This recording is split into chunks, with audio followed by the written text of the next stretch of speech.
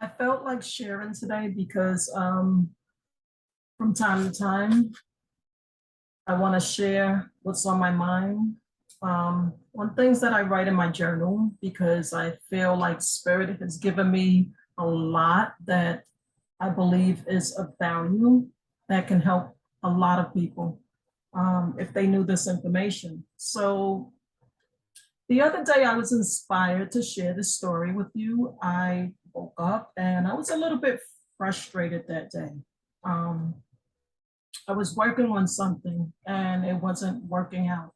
I was trying to get something to work that just wasn't working. I was getting so frustrated about it.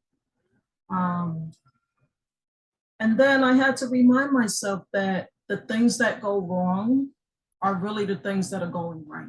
So when I focused on that being the case, I kind of shifted my thinking and things started to shift in my feeling place, in the way that I was feeling. And immediately I understood and saw the difference. So I was on to the next thing. I had planned to work on something that I wasn't able to work on because it wasn't working at that moment. And I would have had to pick it up later. So in the interim of that, because I had shifted my thinking and detached myself from the outcome or the situation, I was able to raise my vibration. And as I raised my vibration, it led me to something that Spirit had planned all along for me. It was something that was better preferred for me to be doing at that moment. And I thought it was so powerful that I just wanted to share with you what it was all about. So I watched a movie called Detachment, and it was with the actor Adrian Brody. And you'll see me looking down from moment to moment. It's only because I'm reading my journal notes and I'm sharing my journal notes with you on things that I wanted to elaborate on and for you to ponder over. So it was a really, really good movie. And I was able to relate to the movie in a lot of ways because of my experience as a teacher working in the school system for 16 years. I was able to relate to what he was going through and the other teachers. He was a substitute teacher in this movie. And he was dealing with a lot of children that were troubled and had a lot of problems and a lot of issues. And he came highly recommended by other school districts and teachers in general. And when he walked into the principal's office, that's what she told him, that he came highly recommended because of his ability to connect with the children that were troubled and difficult to handle. So to make a long story short, within the interim of his teaching, I just want to read to you some of the notes that I jotted down, and then I'll further elaborate on it later. But right now, I'm just going to give you a few things about the movie without going into extreme detail, because maybe you want to check out the movie. It's called Detachment with the actor Adrian Brody, who I believe is a really, really good actor. So anyway, this is what I wrote. In the movie, he says that you must learn to stimulate, that we must learn to stimulate our consciousness, our own consciousness, and to not buy into the lies, and to use our own imagination. And also, he said that we must read. And this is what he was saying to his students in the classroom. He said that we all need skills to defend and preserve our minds. So I thought that that was profound, what he was sharing with the young people in his class.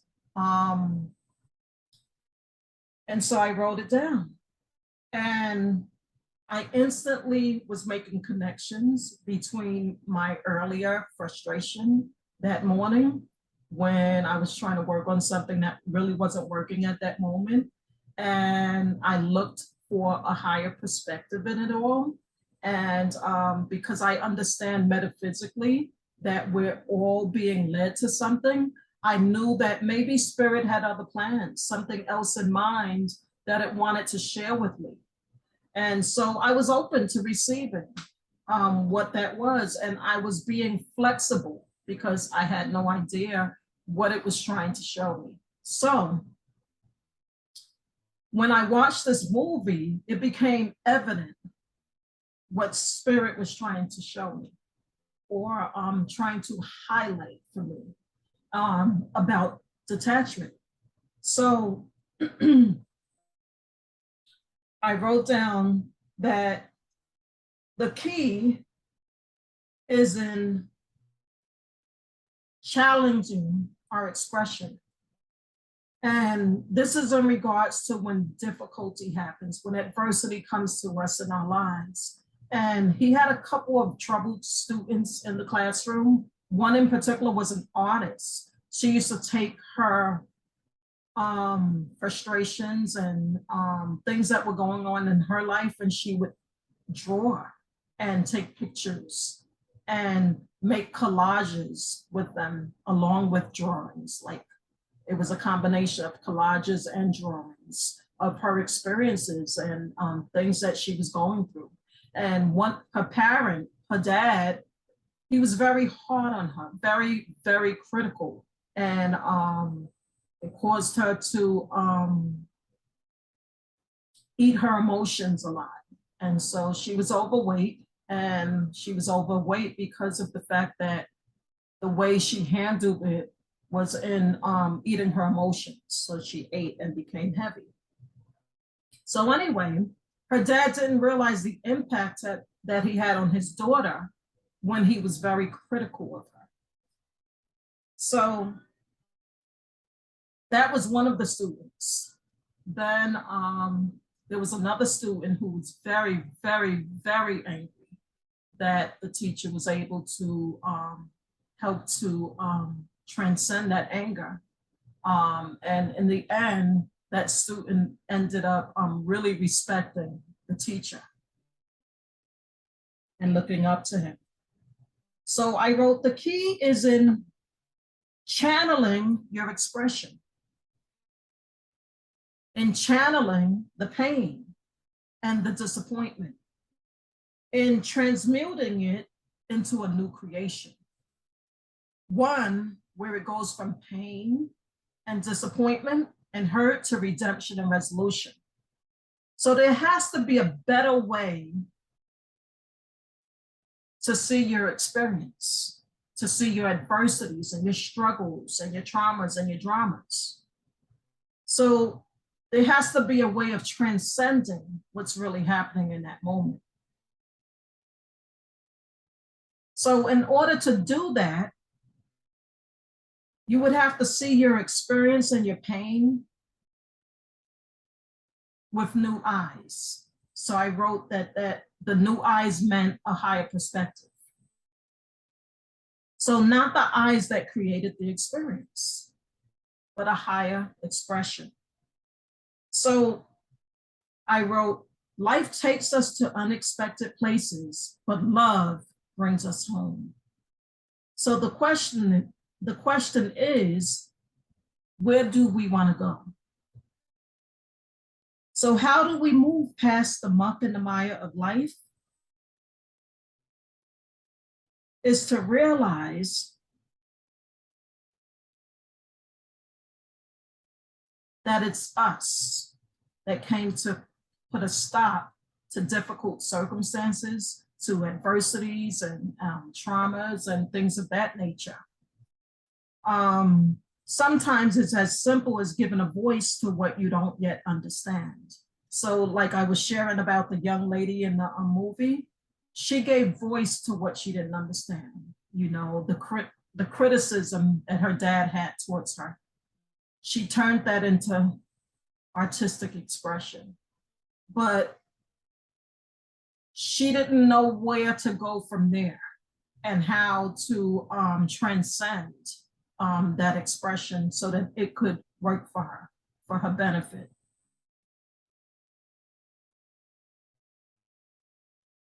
So I said it's allowing your expression to be conveyed no matter what it looks like, whether it's ugly or pretty. So that your expression that may be misunderstood can be understood by others and transformed into a form of healing. So it's kind of like Beethoven. Beethoven was trying to express, and Edgar Allan Poe was trying to convey something in their artistic expression. Beethoven was in a whole lot of pain because he was in love with someone who didn't reciprocate the love that he had for her. And it was very painful for Beethoven because he really was in love with this lady that didn't reciprocate that love to him. So his way of transcending that pain and that hurt was through his music. And so when we heard Beethoven's music, we not only heard his hurt and his pain, but we also felt the expression of that hurt and that pain come through in his music. And it was so impactful that it shaped and it changed the world. And to those who listened to Beethoven, they were really, really, how would you say, moved by that music, moved by his expression. And I believe they were moved so much by it because of the emotion that went into it, the feeling that went into it, the pain, the hurt, and the trauma was heard in that music. So even though we couldn't really understand what was going on with Beethoven when this expression was coming through him, on a subconscious level, we were able to read his story. And that's what's so powerful about the pain and the emotion. When you transcend it, you're able to read that story of what's going on because there's always something bigger going on behind the scenes. So someone else who did something in a similar way in terms of the expression was Edgar Allan Poe. And he was a writer, of course, a very famous writer who wrote many, many tales and books. So Edgar Allan Poe, he was an alcoholic, but he suffered some very traumatic circumstances of his early childhood life. And as an adult, he still was trying to work out that trauma. And the way that he worked out that trauma, in a lot of ways, he was in a process of working it out, was through his writing. So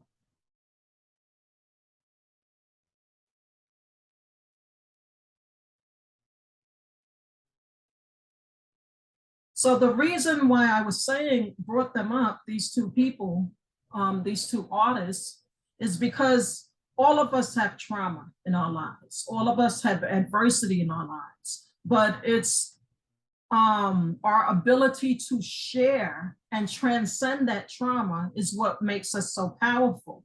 And when we learn how to use our emotions and our pain and our hurt and our trauma in an expressive way,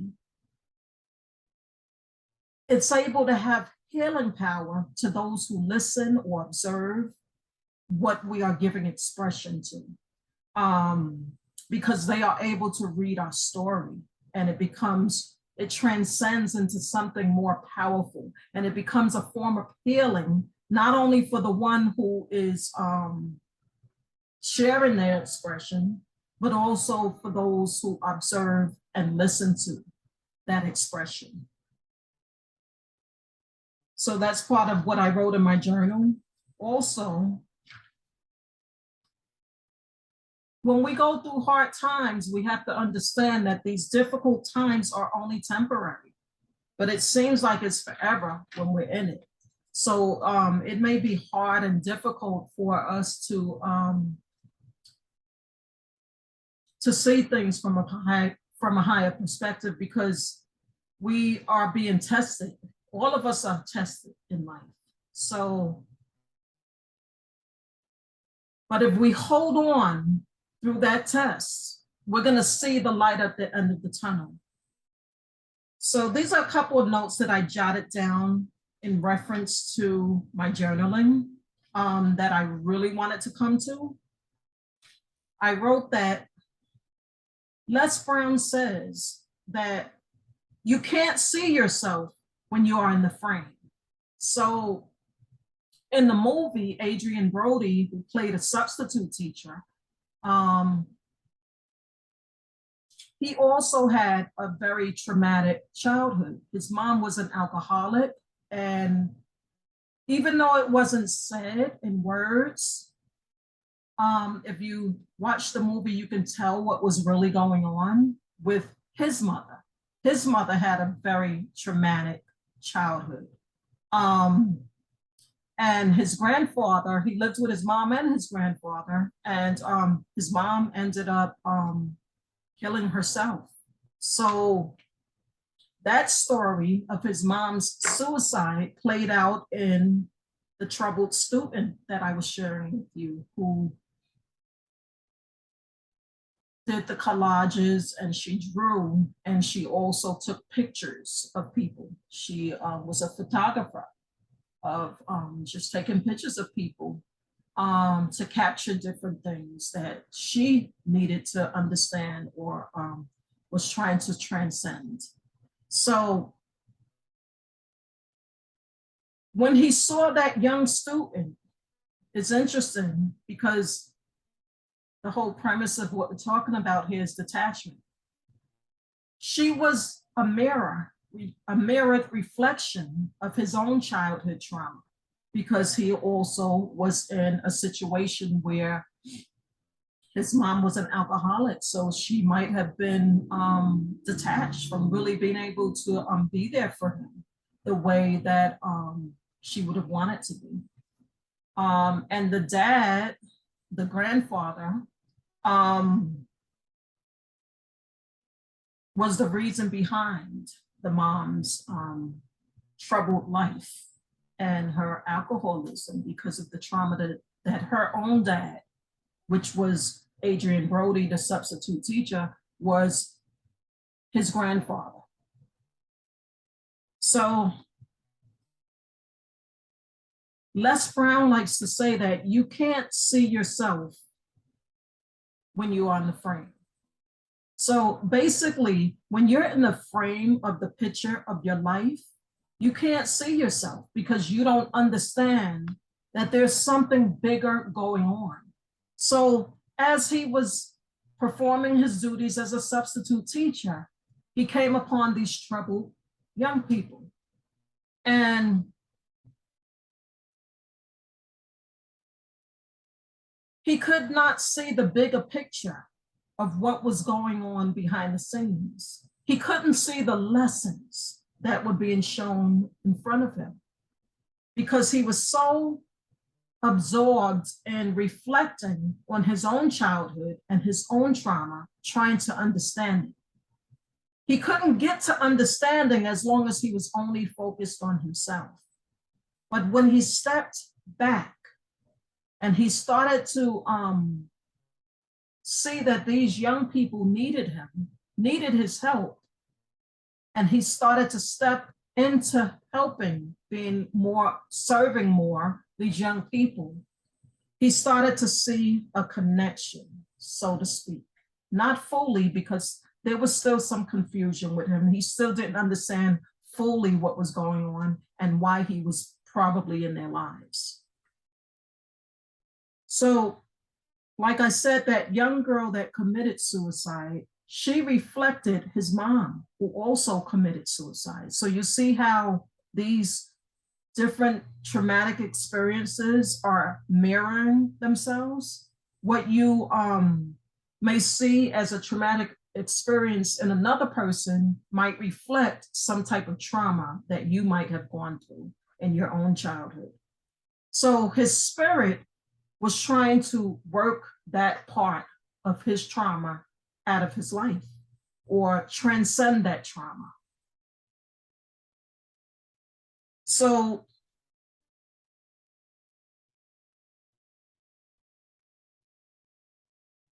the lesson here is that there's always something bigger going on behind the scenes than your traumatic experience and what you're going through.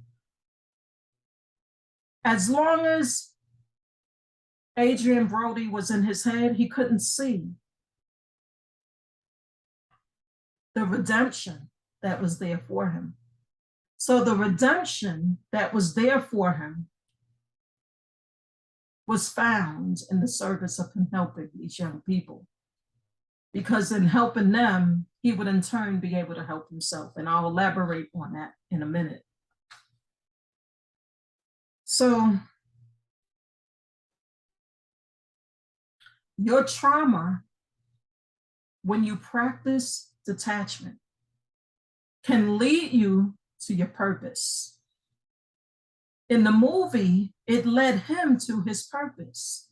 He ended up in the end, even though he couldn't save that young girl who committed suicide, in the end, he kind of was getting the lesson. And he was able to save another young lady who was a young teenage prostitute. He was able to help her and save her by becoming a foster parent to her. So when you are going through adversities, when you are suffering trauma, or sometimes you don't even know that you're suffering trauma, but you're acting out in negative ways or destructive ways, or you your self-esteem is really in a very, very fragile place. You may not know how to come up from that.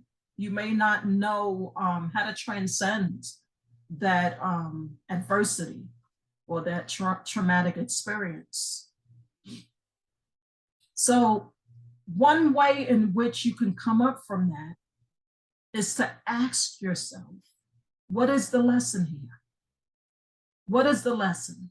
Because Adrian Brody in the movie was still trying to learn what that lesson was. That's why it was reflected in the job that he took as a substitute teacher, dealing with troubled children who had traumatic experiences in their childhood, just like he did. So Spirit was trying to move him to heal that situation of his childhood, to try to understand it. But you can't heal what you don't face. So that mirror reflection of them was a reflection of him, was a reflection of his own pain and his own traumatic experiences as a child. So the lesson here is seek to understand the why of things.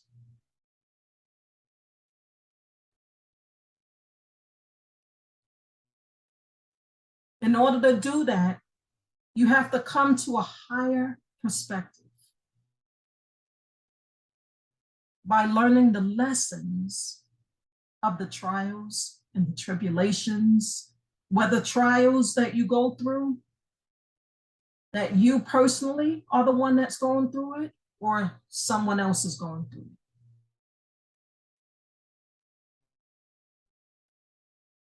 It's important to note here that in life, I read this quote, and I have the quote, I still have the plaque actually. It says, life takes us to unexpected places, but love brings us home. I thought that that was so powerful when I bought that plaque, because I said, wow, that's really, really heavy. What does it all mean? Life takes us to unexpected places, but love brings us home. In light of this movie, Detachment, in life, you're going to have adversities. You're going to have trials. You're going to have tribulations. You're going to be tested severely at times.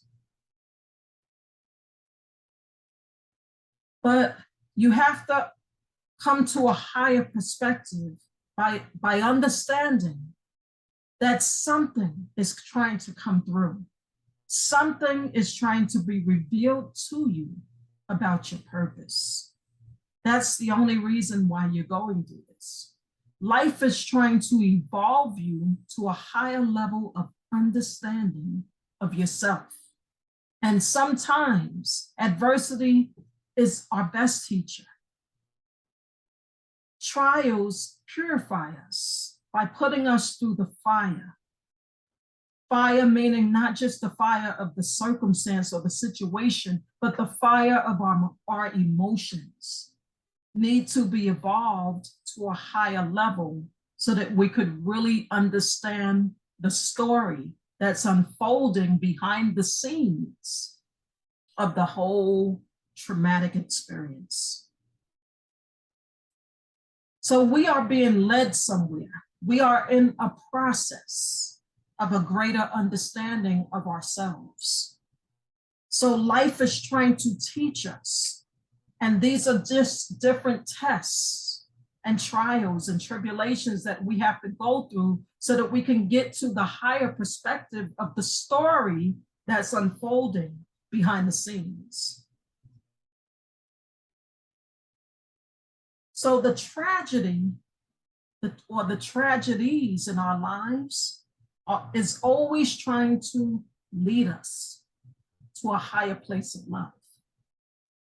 We're in a process to understand something more deeply. If we endure to the test of time,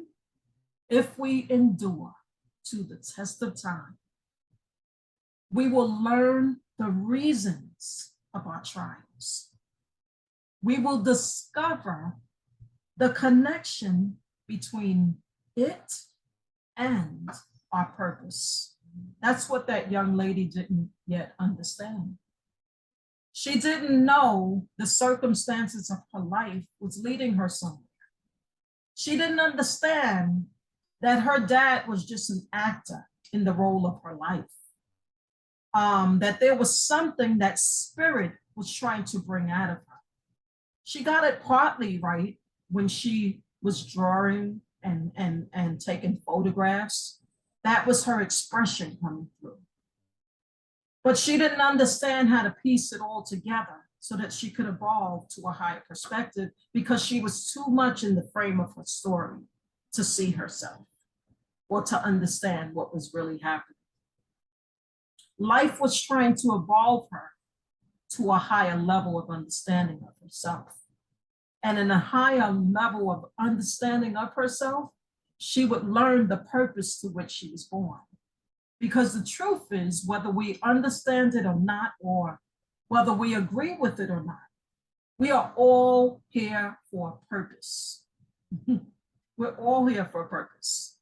And we choose our parents, whether we realize it or not, because it has everything to do with our purpose as to the types of parents that we choose.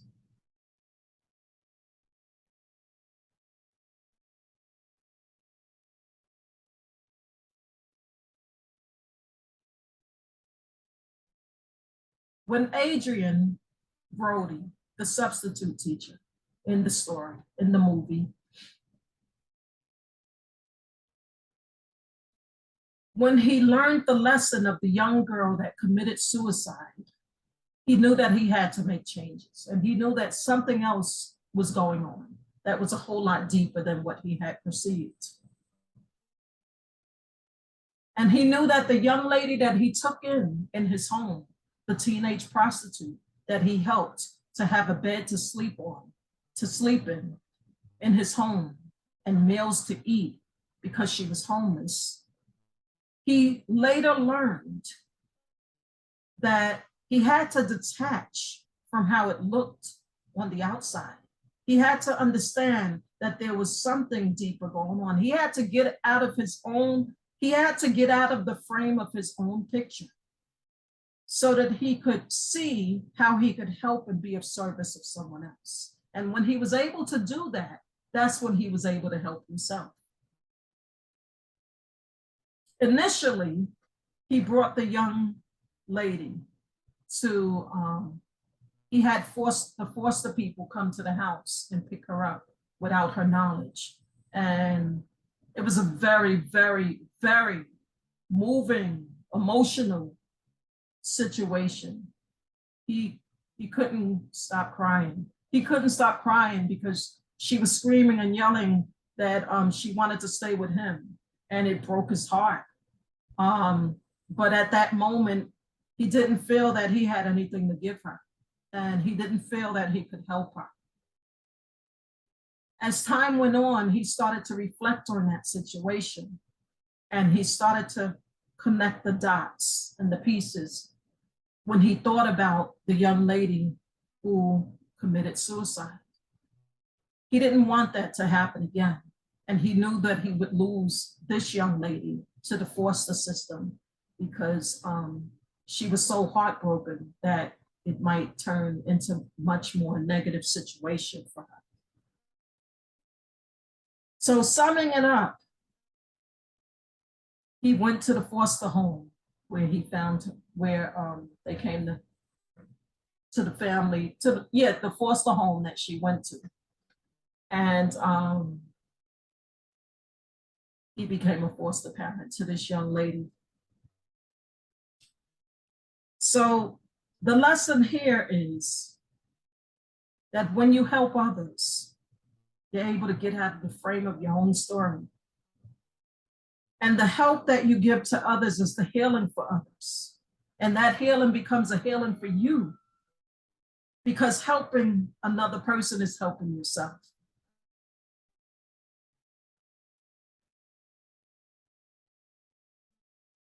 And through the service of helping another human being or another person, you're able to get greater insights. Through the process of assisting them, you're able to get greater insights into your own tragedies, into your own traumatic childhood. And those insights evolve you into your purpose. We tend to meet in others adversity.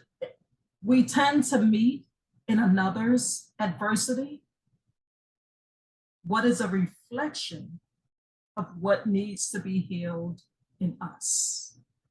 So when we need to heal, we're always going to attract the aspect of what needs to be healed through other people, or even in our own life experiences. We might continue to attract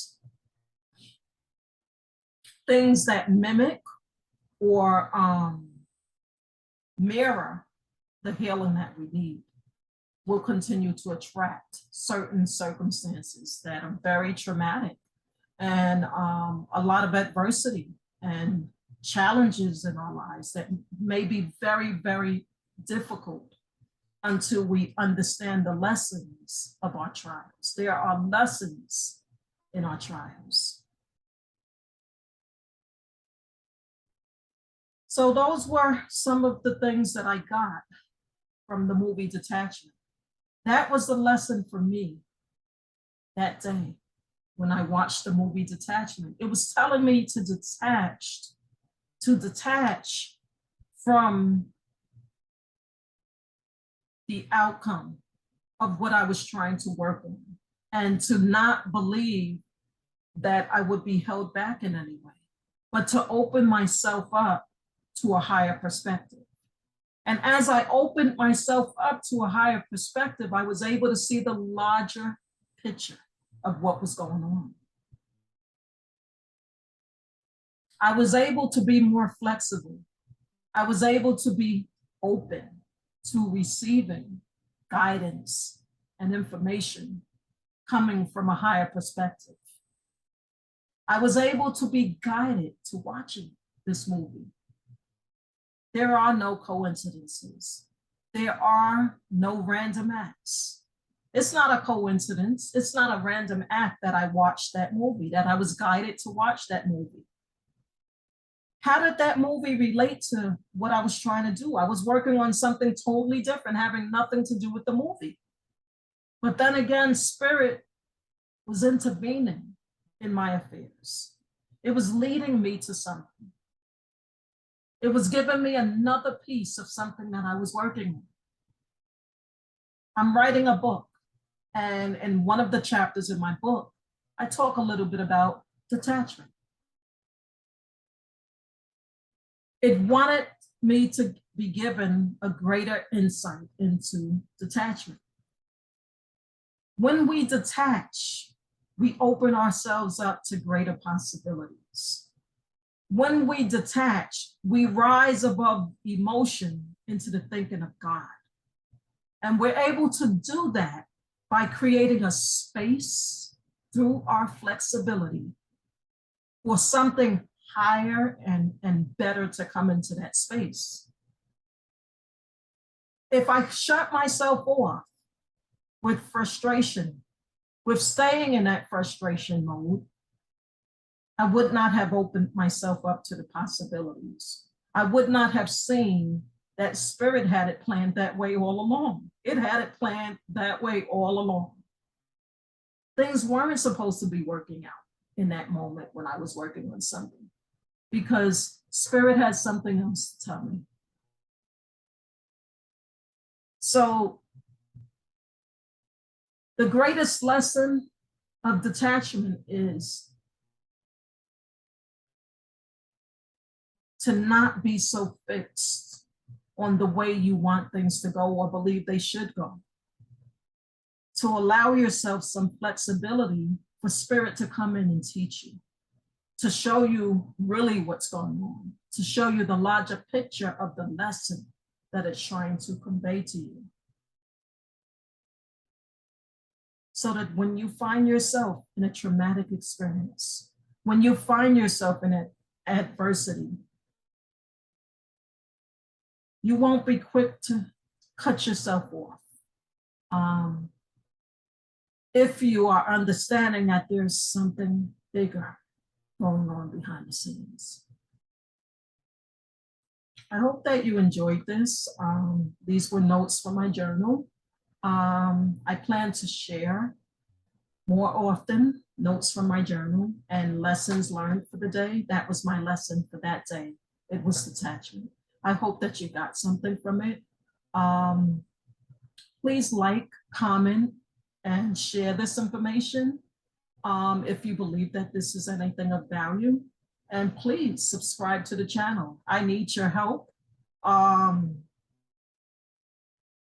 Nothing in the world gets better until we share and until we help to change the conditions of the world. So I'm asking you, if you felt that this is of value and you got something from it and it's going to help you in terms of your personal or spiritual development, please, please like, comment, and share this information. And please subscribe to the channel so that I can be able to share more of this information and show YouTube that this is information that's of value that will help a whole lot of people. Thank you so much in advance. And until next time, I'm Sherry Hollis. I'm a metaphysician, which is a spiritual psychologist, life coach, healer.